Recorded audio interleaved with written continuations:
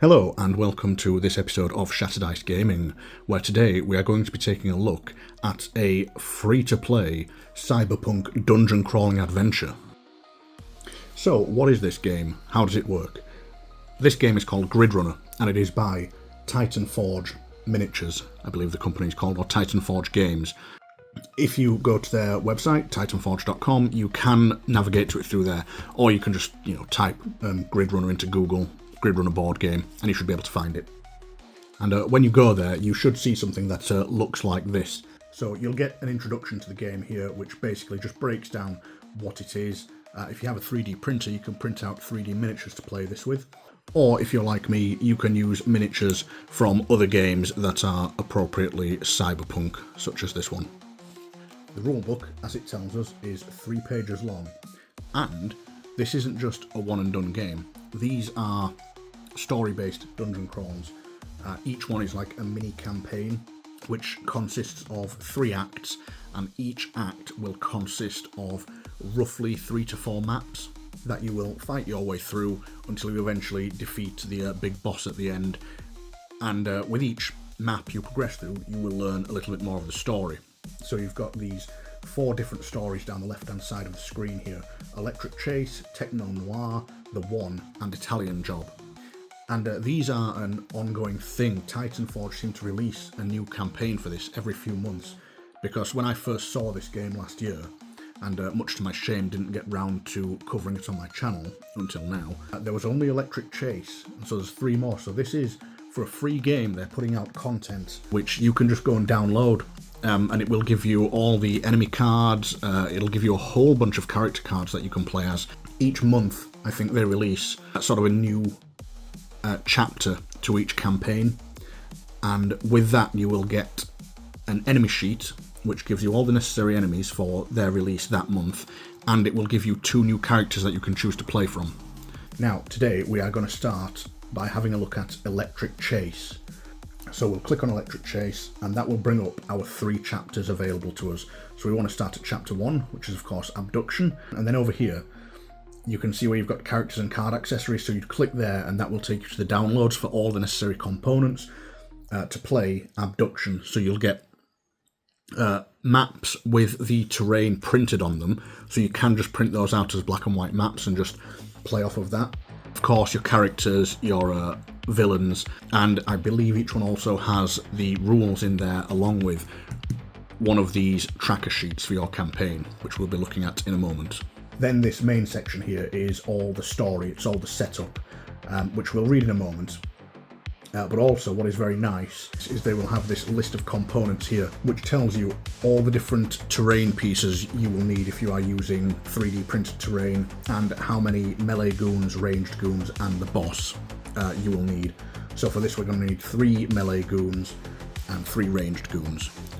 But before we start playing, I'm going to show you the rules very quickly. And I mean very quickly, because this rulebook consists of 3 pages. And then an upgrade table, because you do get to upgrade your hero as you progress.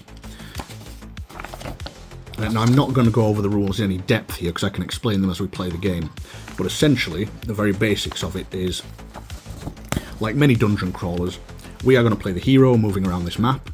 We're going to attack enemies, we're going to try and get to the exit or achieve whatever our objective might be. All the while, up here, we have this threat level.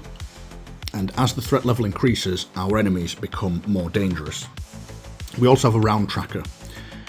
You've got 33 rounds in which to complete the chapter. And the faster you complete it, the more credits you get. And at the end of the whole thing, the credits convert to your high score. And of course, the aim is to get the highest score you can. So we can track our credits here, can track any items we've got here. Now the threat level, this will increase with various actions we do. So you've got your basic dungeon crawly type moves in this. You've got move, shoot, stab, all your basic stuff. That's mainly what we're going to be doing, is moving and attacking. And each of those will increase our threat level by various amounts. Why is that important? Well, because threat level directly impacts the enemy's behaviour. So when the threat level is in this low section, the only enemies that will activate are the ones that can see us.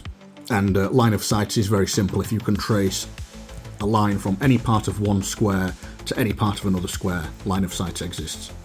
When it's in the medium section, all enemies in the same room will react, and rooms are defined by any sort of area that is enclosed by walls or doors or terrain, which you'll see when we set the board up. And then high threat level is all enemies on the board activate, regardless of whether they're in the same room or not. And then we have this critical here. If the threat level ever goes up to critical, your turn immediately ends. So we'll just take a quick look at how characters work. So this is who we're going to be playing as today, Billy Boomstick.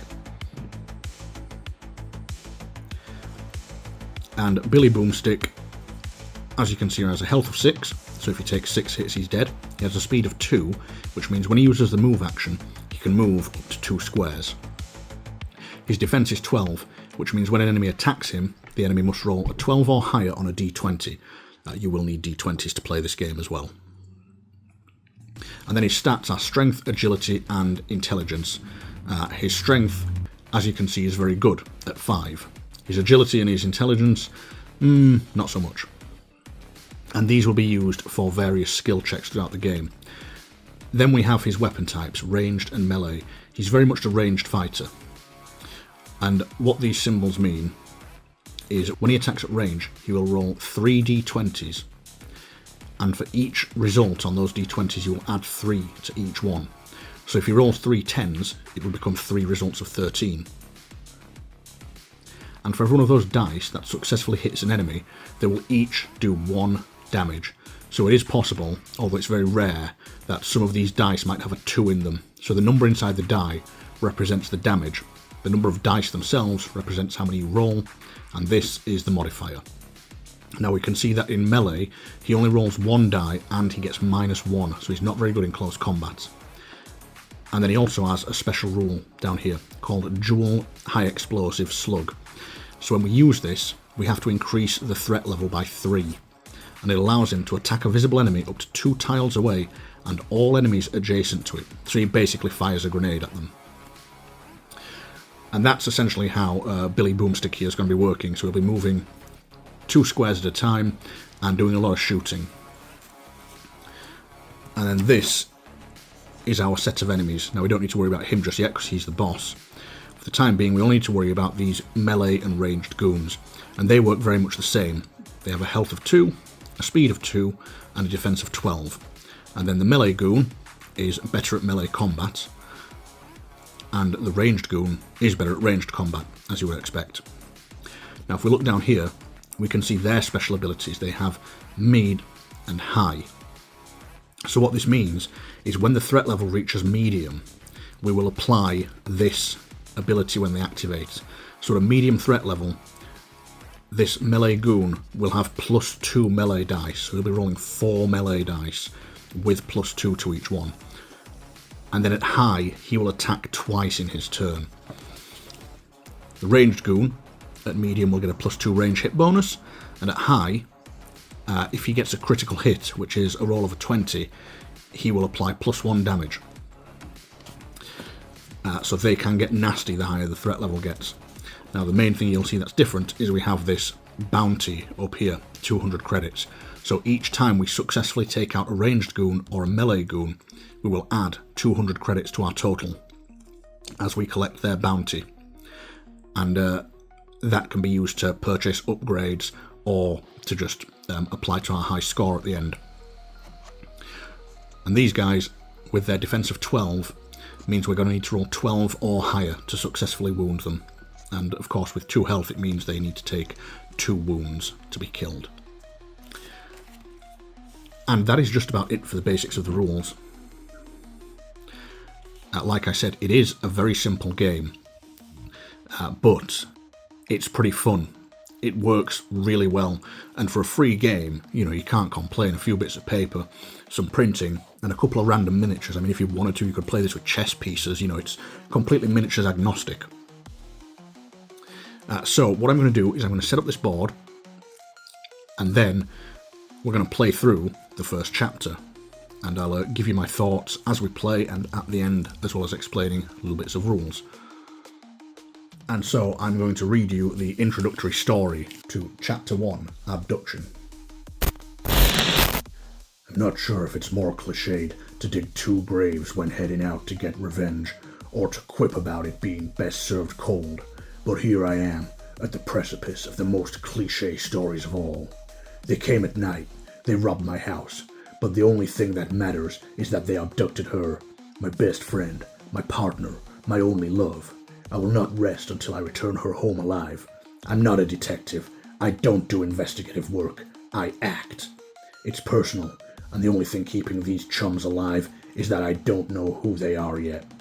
The clock is ticking, but you need to make sure that you have everything in place before you head out. So that is our introduction. Now I just need to set up the board for the first stage of Chapter 1, and I will come back when that's done. Okay, so this is most of our initial setup done.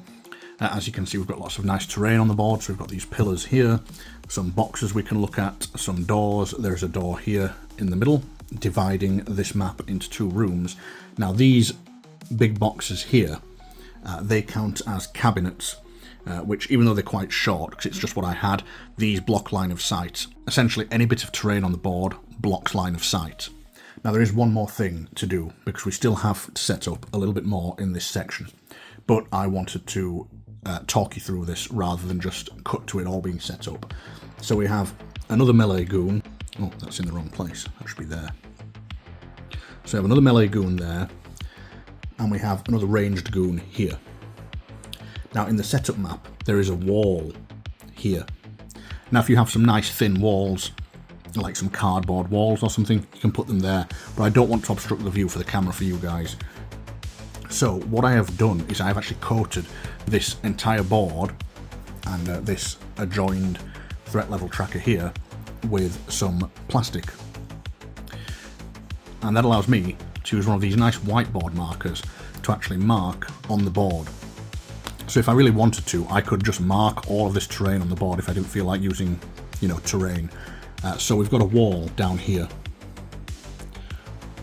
So I'll be able to rub this off later. But for now, we're just going to put a nice thick black line there. And as is the rule with all board games, we know black lines represent walls. So that is our setup done. Our starting area for our character is one of these 2 squares here. So we're going to take Billy Boomstick and we are going to place him here. And now we are ready to begin. Location: suburban Yakuza penthouse. Time: critical. No leads, which usually means I can shake down the local leader for information. These Yakis always know what's going on in their own backyard, or at least they used to. No matter, time is money, and I'm all out of creds. So our first turn begins, and we're going to try and beat up some of these Yakuza for information. The first thing we do, every round, is mark off the round we are on.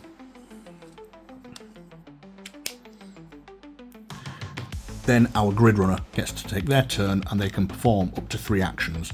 You don't have to perform all 3 if you don't want, and as I stated earlier, if the threat level goes to critical, your turn ends regardless of how many actions you've performed.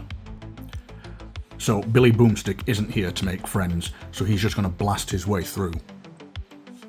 So we've started here and we've got line of sight to this character. We've also got line of sight around the corner here, because we have to trace from any point of our square to any point of their square without it intersecting any terrain. So I'm just going to move their cards over here.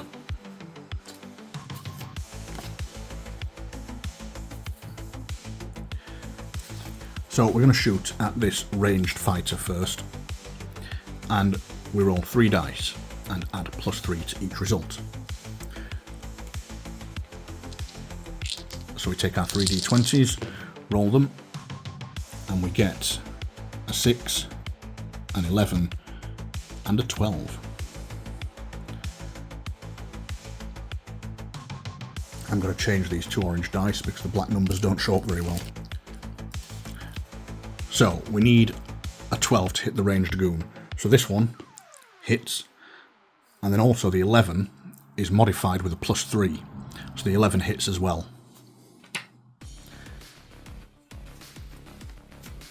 The 6 is a miss, so we don't need to worry about that. And then each die does 1 damage. So this ranged goon takes 2 damage and is killed. Now, whenever we perform a ranged or melee attack, we must increase our threat by 2. So I'm going to move this counter up to 2. And then that's his first action done. So with his second action, he is going to attempt to shoot at this guy. So we take our 3 dice, and once again we are looking for 12s. So this time we got a 9, a 9, and a 17, which we add 3 to each one, and of course that makes 12, 12, and 20. So that is 3 wounds on him as well, and he is defeated. Now we have to push this up 2 more spaces, and then we are going to use our final action to move 2 spaces to this. Now these boxes are basically full of potentially loot and things like that. So when we reach this box, we reference the map, and this tells us this is box number 1. After reaching event box 1, click here. So we click there, and this tells us in the deepest corner of the room you pick up a dusty keycard with a barely visible small B symbol on the bottom. So the map also gives us letters for these doors over here. So we've got exit A and exit B, so we have a choice of which way we want to go. So just where it says items up here, I'm going to write key B. And that is the end of our turn. Now in the third step of the round, we have the noise step. And what we do is we roll a d20, and depending on the result, the threat may increase, it may decrease. So we get a 13. And on a result of 11 to 19, the threat level remains the same. Now in step 4 of the round, the enemies activate. And that is dependent on our threat level. So we're on a medium threat level, which means all enemies in the same room as us activate. But I have defeated all enemies in the same room as me. So no enemies actually activate, they will both just stay here, which means we move on to step 5, which is the round end. And at the very end of every round, no matter if any enemies have activated or not, we decrease the threat level by 4. And if there are no enemies left on the entire board, we reduce the threat level to 0 and we don't increase it. So our threat level actually goes back down to 0. So nice, easy first part to this mission. And then that is the end of the first turn. So we go on to turn 2, and we begin with our Gridrunner again. So we mark off round 2, and it's Billy Boomstick's turn. Now I'm very tempted, since there's nobody here, to go and get this. Oh, our threat isn't quite at 0, because we did 2 attacks, which took us up to 4, and a movement also increases our threat by 1. I forgot to do that. So when it decreased to 4, it would have only gone back down to 1. So we're going to move 2. In fact, we're not going to move 2. We're going to use the run action.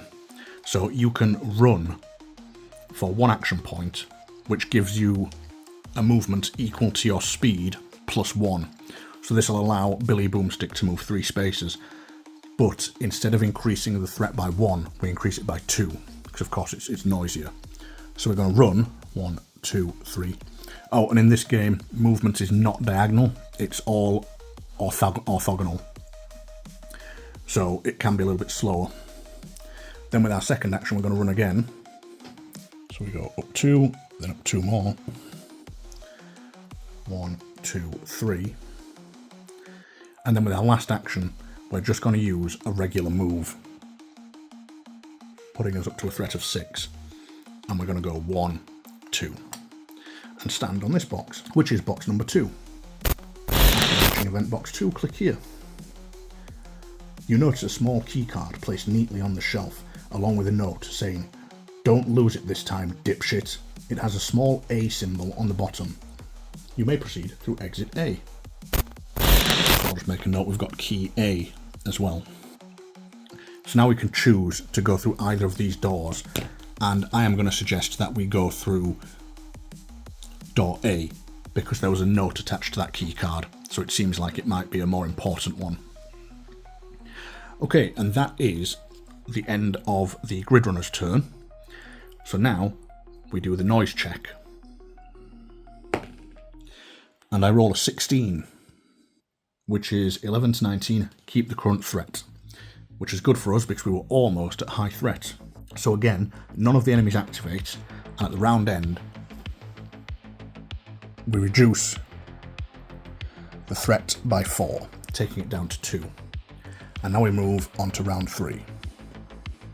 Okay, so round 3. We're just going to go all out here, I think. So we're going to run to here.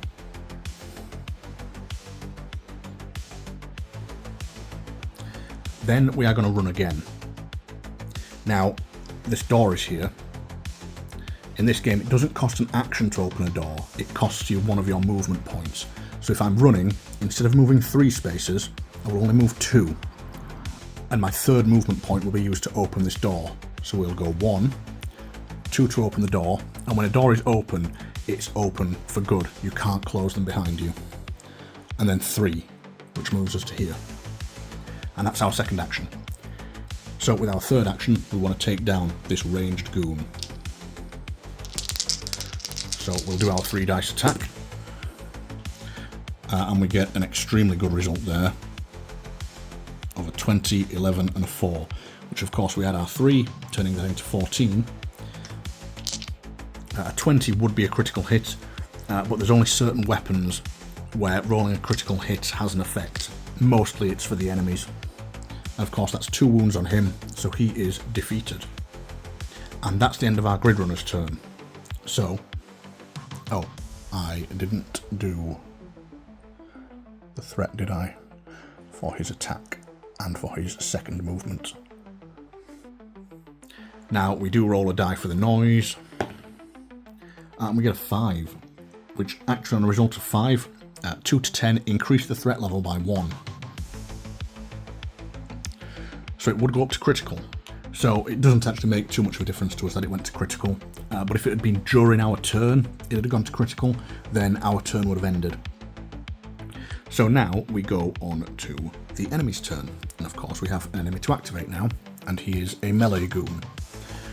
So the melee goon has a speed of 2, and we are in high threat level, because critical counts as high. Now these are cumulative, which means at medium he gets plus 2 melee dice, and at high he attacks twice, so he's going to attack twice with 4 melee dice. Now, the way enemies work, or at least the way melee enemies work, should I say, is he is going to move 2 spaces towards us, 1, 2, to try to get adjacent, and if he's adjacent he would attack us in melee.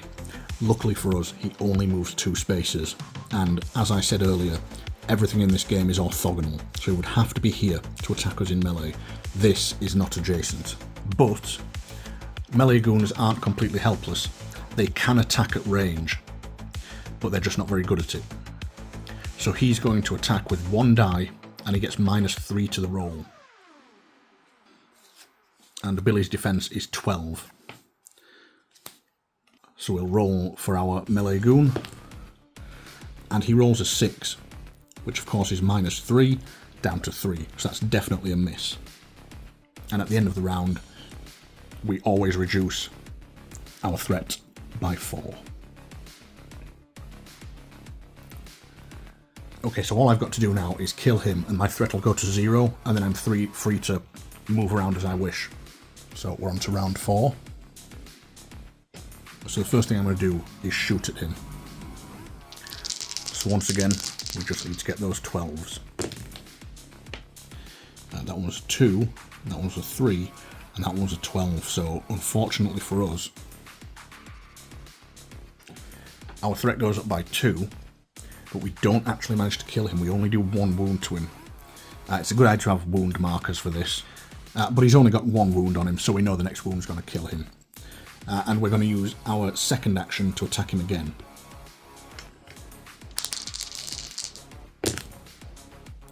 And this time, we get a 11, a 19, and a 1. So that is enough to do enough damage to kill him. But unfortunately, our threat level goes up to critical, which means our turn immediately ends, but because we've killed everyone on the board, it resets down to 0. And it won't increase anymore, so now we are just free to move about as we wish. So we may as well grab this crate, and then I think we're going to go for door A, which is the top one up here. So we'll use our first action to run, we'll use our second action to run. Now, you don't have to stop on these crates. As soon as you run into them, you collect them. So that would have been 1, and then 2, 3, and we get this crate. So after reaching event box 3, click here. The oddly misplaced box contains a cred chip. Score. Gain 100 credits. Now I have been forgetting to actually track the credits I've got from the goons I've killed. But I know I've killed 4, and they're all worth 200. So that's going to be 800 credits, plus the box I just found, so that is 900 credits so far. And that was our second action, so our third action, 1, 2, 3. Ooh, I think I forgot to mark off that as round 5, didn't I? So that was round 5. And now, again, we don't increase threats or anything because there's nobody on the board, so we go on to round 6. And now we'll do a simple run action to go 1, 2 to here, and we will use keycard A to open this door and run through there. And then if we look at the bottom of our brief, we have 2 options, exit A and exit B. So in just a moment we're going to click on exit A, but if you actually look, you have an optional challenge, which I think they should have placed this higher up really, just so it's more clear to you from the start. But our optional challenge is to eliminate all goons without using our skill. And we didn't use our dual heavy slug skill. So we successfully do that and gain plus 1000 to our high score.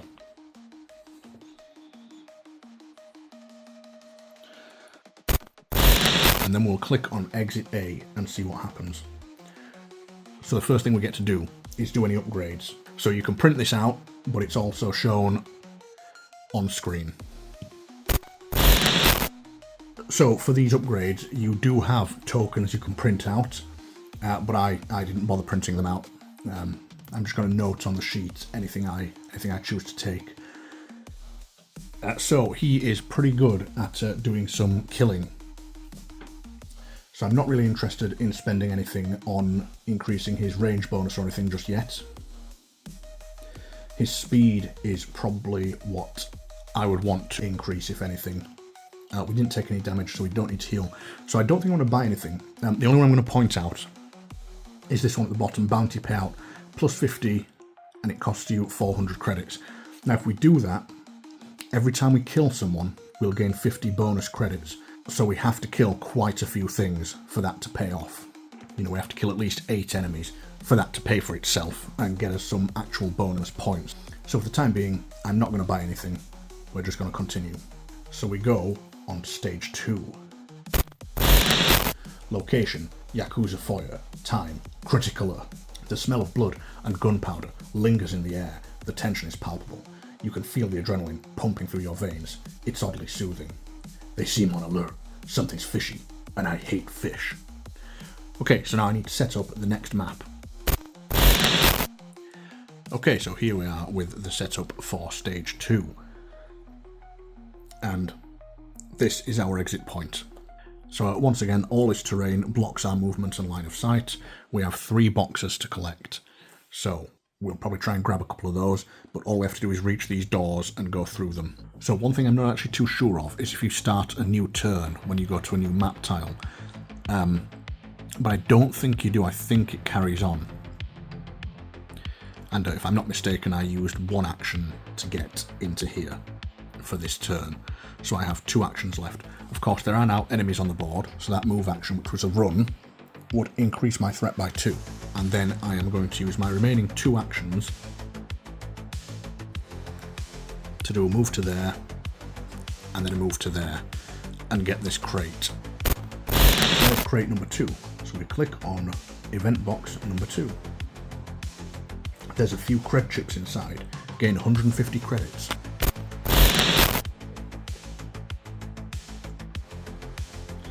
So there's another 150 credits for us.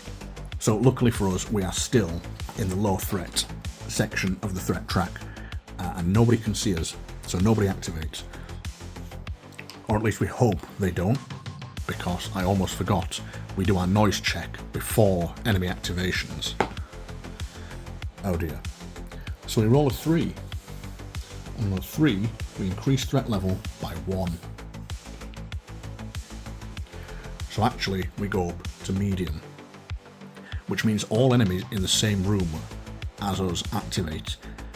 Unlike the last room we were in, or the last map we were on, which was 2 rooms, this doesn't have any areas that are completely enclosed with terrain, so this is all one room, which means everybody will activate. And I've just realised there's meant to be a piece of terrain there. So now we're going to see a full turn of enemy activation. And enemies always activate in the order of bosses first, which there aren't any, then melee enemies, then ranged enemies. So our 2 melee enemies here and here are going to go first. So the first melee enemy we activate will be the one closest to us, but I think they're actually the same distance, so it doesn't matter, we'll just pick one. And he will start by moving 2 spaces. Now if he could get into line of sight, like last time, he would attack us, but he can't, so all he does is stay there. And enemies can't move through each other. So she is actually going to be kind of stuck behind him, unless this would be a faster route. 1, 2, 3, 4, 5, 6, 7, 8, 9. That's going to be way slower. Yeah, so this is still her faster route, so she's just going to stand there and queue up behind him. Then next we have our ranged enemies activate. So we see our ranged goons activate. Now these guys only move if they need to move in order to get line of sight. So we'll start with this closest one, and he's going to move 2 spaces. 1, 2. Now just like us, his line of sight works by tracing any part of his square to any part of our square with a straight line, and we can see he can actually see us from there. So we are in at the medium threat level, which means this ranged goon gets a +2 range hit bonus. So he's going to roll 1 die and add 6 to it, and our defense is 12. And he rolls a 14. Now he adds 6 to it, but fortunately it wouldn't count as a critical. I believe a critical has to be a natural 20, and also he doesn't have any critical damage for this attack anyway, with it being only a medium threat.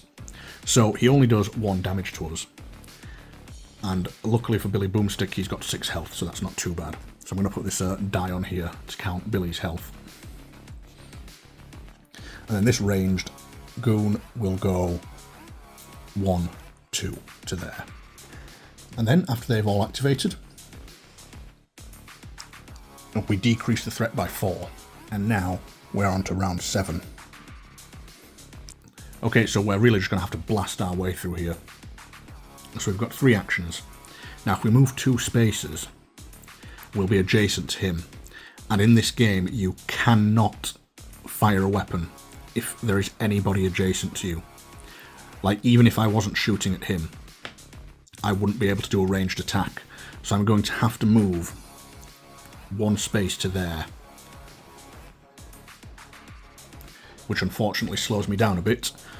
And then I'm going to shoot him with my second action.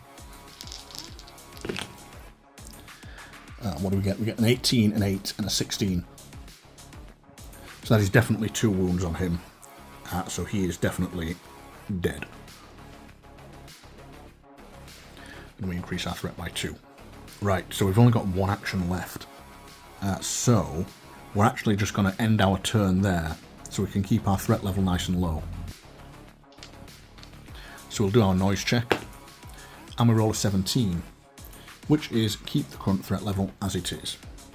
And then the enemies activate, and we are down in a low threat level section.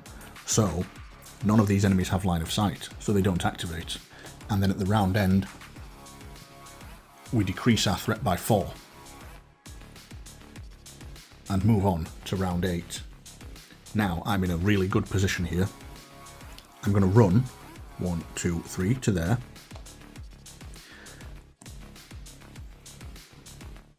And that increases our threat by 2. Then I'm going to spend our second action to use our dual high explosive slug. So Billy Boomstick is just going to rack his grenade launcher on the bottom of his rifle and blow these two unfortunate chaps to pieces. So it's attack a visible enemy up to 2 tiles away and all enemies adjacent to it. When it says tiles, it means square tiles, like spaces. So we're going to attack this guy, and she is going to take an attack from it too. Now I'm pretty sure you roll these attacks separately. So for the guy at the front, we get a 10, a 12, and a 19. Adding 3 to each of them, that is easily 3 damage. And he is blown to bits. Then the explosion against her, we get a 10, a 6, and a 3, which isn't actually as good, unfortunately. Thought we'd have got her, but no, it only does 1 wound to her. So I'll just put this cube next to her to remind me that she's on 1 wound, and we increase our threat by 3. Which that's quite unfortunate, actually. I was really hoping I'd kill them both. Now you can only use that ability once per round. So I suppose our third action, really, we're just going to shoot her and finish her off. There's nothing else really worth doing. So we'll do a standard shot against her. And we get a 14, a 17, and a 10. And that, of course, is way more than enough to do the necessary 2 damage to her. And that last shot puts us up to 7 threat. And then we roll a 16, which means the threat stays as it is. So we move on to the enemy turn. And she is only going to move 2 spaces. 1, 2. And now, let me move those for a second. I don't think, no, she actually doesn't have an angle to see us. So unfortunately for her, she's just going to sit there and do nothing. And then at the end of the round, we decrease our threat by 4. And then it's back to Billy's turn. So Billy is going to use a move of 1.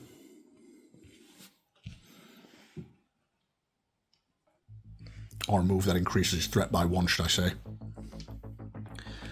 Then he's going to use a standard attack against her. And we get a 15. What's that? A 19 and a 5. So that's definitely 3 hits. No, it's not. What am I talking about? It's 2 hits. But that's still enough to kill her. So that's 2 actions. Now, of course, we've killed everyone on the board, so we don't even need to bother putting our threat up. We just put it straight down to 0. Oh, I keep forgetting, don't I? I'm on round 9. I'm on at least round 9. I'm probably on a higher round at this point. So we're then going to use our last action to move 3 spaces with a run. 1, 2, 3 to there. And that is the end of that round. So there's no enemies on the board, so all we have to do now is mark off our rounds and keep moving. So we're on round 10. We're going to run 1, 2, 3, collecting that as we pass through it. And that is box number 1. When we reach event box 1, click here. The ornamental box contained a few beautifully engraved rings. Gain 500 to your high score. So we'll add 500 on there. So that was my first action, I believe. So we killed that last goon last turn. And then we went 1, 2, 3. Yeah. So our second action will go 1, 2, 3. And our third action will pass through this last box, going 1, 2, 3 to there. And the last box is, of course, box number 3. So, box number 3. You step on a hypo, heal 1. So I heal at 1 point of damage. So I've done really well here. And then we need to go on to round 11. So now it's just a nice leisurely stroll for Billy here. He's just out for a walk in the old Yakuza base as he just casually is going to stroll his way. That's 1, 2, 1, 2. And then actually he's going to use a movement point to open this door, but he's not going to go through it. So he opens the door and then we end our round. So we start round 12. And now I can use movement to go through the open door and go on to the next stage, but I should have 2 actions left to perform. I might be playing this wrong. I don't think you start a new round every time you go to a new map. I'll just double check that. So I can't find any clarification in the rules for that. So I think we carry on with our turn. So I'll have 2 actions left. But first, when we reach the exit, we click here and we see what happens next. So we go back to the shop and we once again killed 4 enemies. So we get another 400 credits. But it did say, I forgot to read it out, but it did say that our optional objective was not to spend any credits in this round and we get another 1,000 to our high score. So since I've got no damage and I've been doing really well, I'm not going to do any upgrades. I'm going to take another 1,000 for my high score. And then we just continue. Okay, so now I need to set up the final map, which I will do, and then we will continue. So, location, Yakuza Inner Sanctum. Time, critical threshold. This was a trap. The Inner Sanctum is filled with goons ready to strike. Their boss readies his hammer, eyeing you with contempt. Well, it says the boss has a hammer, but the miniature I'm using has a sword, so I guess he readies his sword instead. Okay, so this is our boss fight, essentially. This is the final part of this chapter.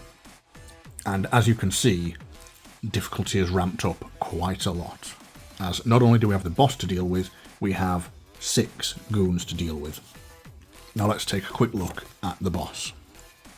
So he's got 6 health, speed of 2, a defense of 12. We get 2,000 credits for beating him. He is only able to attack in melee, but he is very good at it. And at medium threat he gets +1 melee dice, and at high he gets to counter, which means he will attack us if we attack him. But fortunately I'm not a melee hero, so I don't need to worry about that too much. So we have 2 actions remaining in our last turn, and we've used our first action to move into here. So that increases our threat by 1, and then we are going to use our next 2 actions to try and take out these 2. So Billy's a really good shooter, so we'll shoot at her first. Ooh, not good. We got a 17, an 8, and a 2, which unfortunately, adding 3 means we do 1 wound, but the 8 isn't enough. We needed a 9, which means we only do 1 wound to her with our first shot. So we're actually going to have to use our second action to finish her off. Or our third action, should I say, to finish her off. And this time we get a 9, a 15, and a 20. So, unfortunately, we didn't get that result first. But that is her defeated. And extremely unfortunately for us, our optional objective here was to clear the location without getting attacked in melee, and there's no way we can do that now, because this guy is going to be able to attack us. So we did 2 ranged attacks, didn't we? 1, 2, 1, 2. So we're at a medium threat. which means everybody in this room is going to activate. First, we see if our threat goes any higher, and with a result of 18, it does not. So, activation priority for the enemies is the boss first.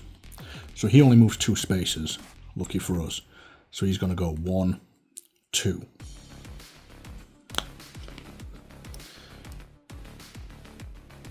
We should be on round 13.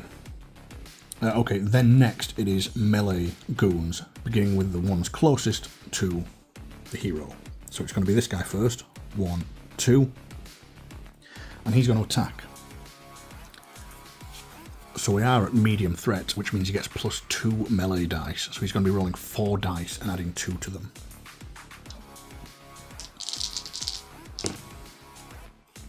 So he gets 13, a 2, a 3, and a 20. So he does 2 successful hits there, putting Billy on 2 damage. Then we have our next melee goon, which is this guy, who's going to go 1, 2. And then we move on to our ranged goons. Now, unfortunately for us, when you're measuring range in this game, enemy figures, well, any figures do not block line of sight.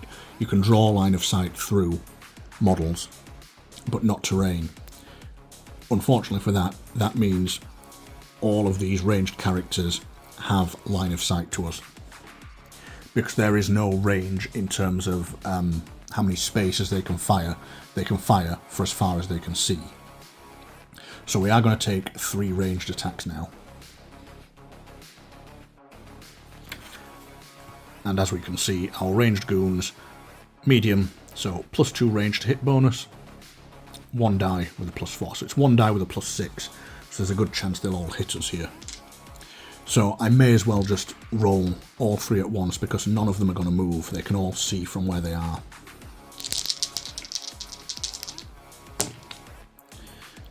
So we get an 8, a 2, oops, another 8. So luckily for us, we add 6 to that 2. It's not enough to beat Billy's defense, but the 2 8s are. Oops, that was a 2. So that becomes an 8, and those 2 8s become a 14 each, which means Billy takes 2 more damage, putting him on 4 damage, so he's pretty badly hurt now. And then at the end of the round, our threat level goes down 1, 2, 3. And then we are on to round 14. Okay, so we've got to do some serious killing now. And the first thing we're going to have to do is move, because this guy is stopping us from doing a ranged attack, which is really annoying. You can move freely, there's no escape attacks or anything like that. We're going to run 1, 2, 3 to here. We put our threat up to 4, and then we are going to increase our threat level by 3 and use our dual high explosive slug, because we can see the boss here. So if we target him, it hits every enemy in an adjacent square, which unfortunately means it will only get him, because remember, we don't count diagonals, but it does give me a chance to take out this guy.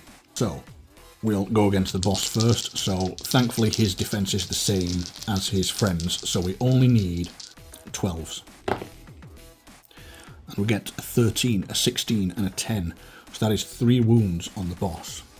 So I'll just use a die to keep track of him. I'll use this D20. There we go. So he's got 3 damage on him out of 6, so that wasn't too bad. He's half dead. And then against this guy, we get a 12, an 18 and an 11, which is enough to blow him to pieces.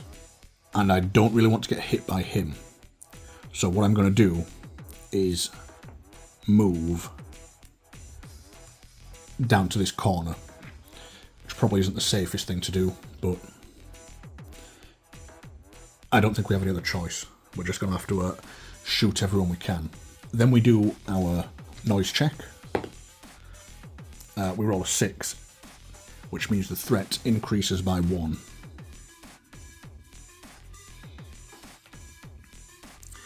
And then the enemies activate. So the boss is going to go first, so he's going to move towards us. 1, 2. and stand there. Then the melee goons will go. 1, 2, 1, 2.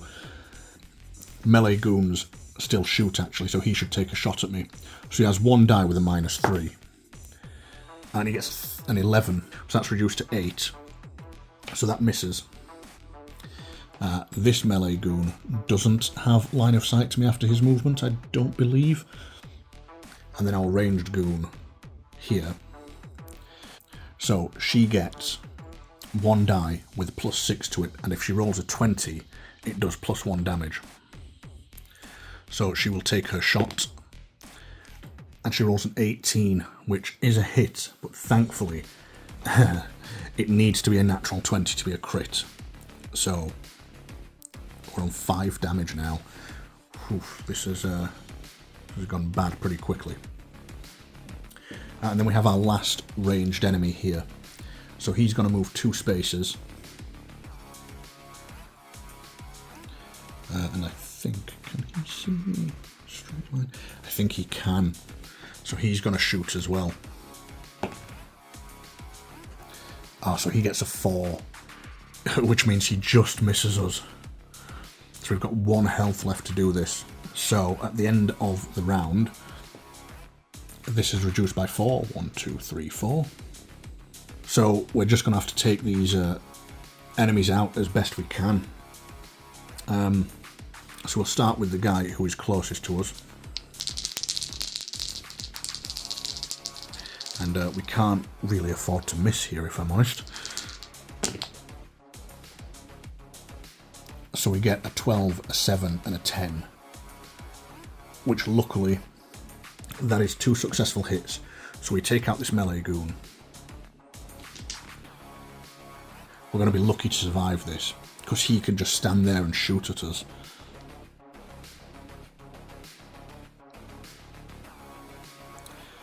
So what we'll do, well, first thing we'll do is, I'll remember to mark off that we're now on round 15. We're going to take out the boss, or at least we're going to try to take him out. And we get a 17, a 12 and a 12, which, +3 to each one, that is enough to take him out. So thankfully, he only has 6 health, we kill him.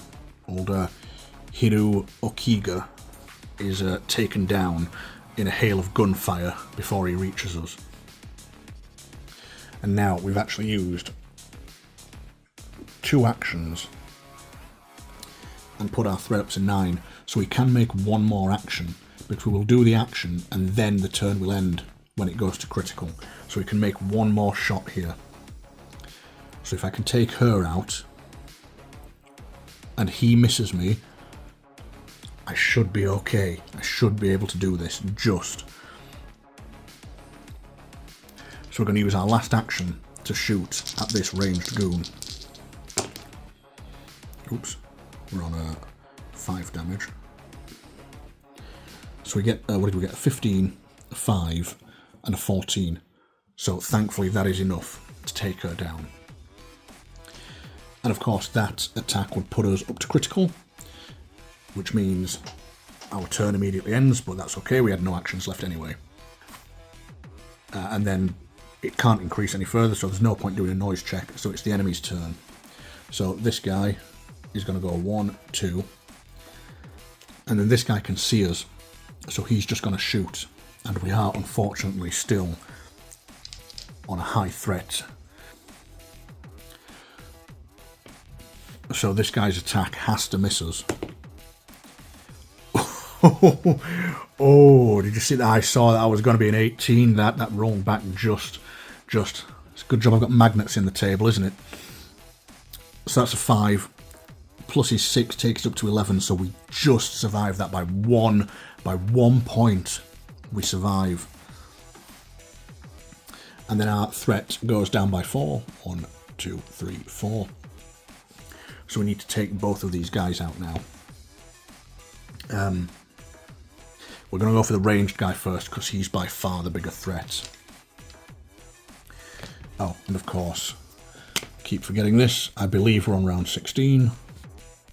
Okay, so our first action. We'll shoot at this guy. and we get a 14, a 20, and a 3.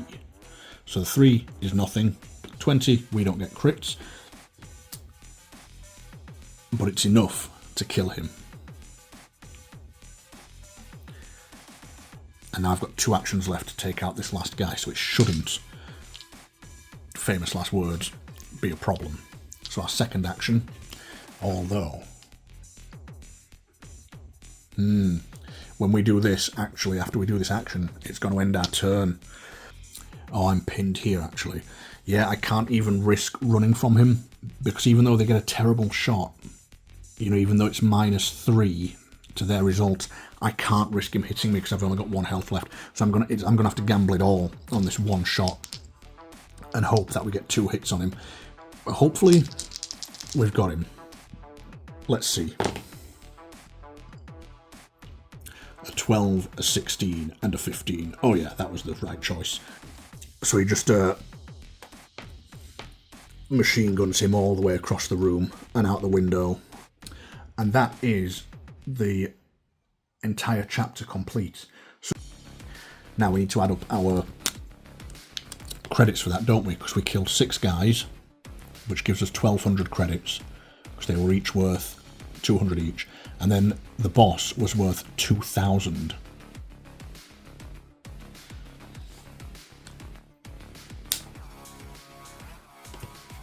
Sadly, we didn't get our 1,000 point bonus to our high score.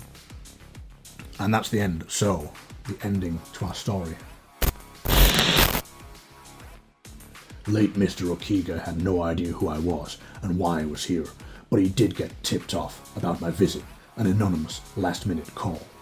Someone's biding their time, throwing me in a loop, giving me the runaround. This doesn't sit well with me. I need to examine Okiga's comlink and trace that call. Time to give my old pal a visit. Congratulations, you've reached the extraction part of this adventure. Sum up your points, subtract the turn penalty, and be sure to brag about your high score on your Discord. On our Discord, not my Discord. Well, I don't have a Discord, and I don't use their Discord either, because I am an old man who doesn't understand such things. So, I need to add up our total score, so let's find out what that is. Okay, so here are the rules for adding up our score. So our basic, destroying an enemy, points equal to the bounty. So we've done that. Destroying a big boss. I don't believe he was a big boss. I think he was just a boss. I'm not sure if we get an extra 1,000 points for defeating Hiro Kaga. But well, I'll work that out in a second. Destroying the last enemy in a location gets 500 extra points. So we destroyed the last enemy in 3 locations. So that would be 1,500 points, if I'm not mistaken. Extra objective. Each location may contain additional objectives listed at the bottom of the app. Yep, we got a couple of those, didn't we? But we didn't get them all. And then after the run, we gain 1 point for each credit left, and we lose 100 points for each round played. So we're going to have a pretty good high score here, I think. So we gain 1,500. Let's move those, we don't need those anymore. For those 3 locations that we cleared out. So let's see what our score is so far. 1,000, 2,000. So we've got 4,000 so far.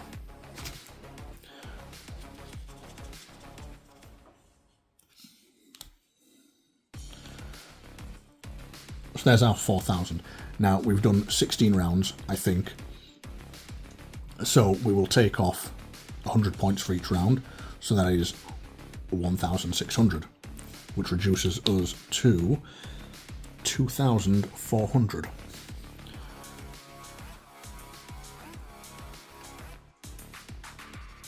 So we've got a score of 2,400. Now, we need to add up all of these. So what did we get? 7,050? Yeah, 7,050. So that's a high score of 7,050 points altogether. Which I don't know whether that's really good, or it's okay, or what. But that is what we scored. So the next part of the adventure is coming. Visit Cyberforge for updates. So there is a chapter 2 to this. And I will happily do a playthrough where I won't be explaining the rules as much, I will just be playing it through. This is a really good, quick game. I mean, this video is probably quite long because I've been explaining the rules. But when you know what you're doing, you will go through these in about 45 minutes maybe, at a push. You could probably even do them in 30 minutes if you're quite lucky. I really like it for a free game. You know, it's nothing super special. It's only 3 pages of rules, and no cards or anything like that. But it's very simple, it's very quick to play, it's easy to set up, and you've got all the trappings there of a lot of your kind of dungeon crawlers, where, you know, you can upgrade your character, you can do all that sort of stuff. You didn't really see any of it there because I ended up not spending any of my credits.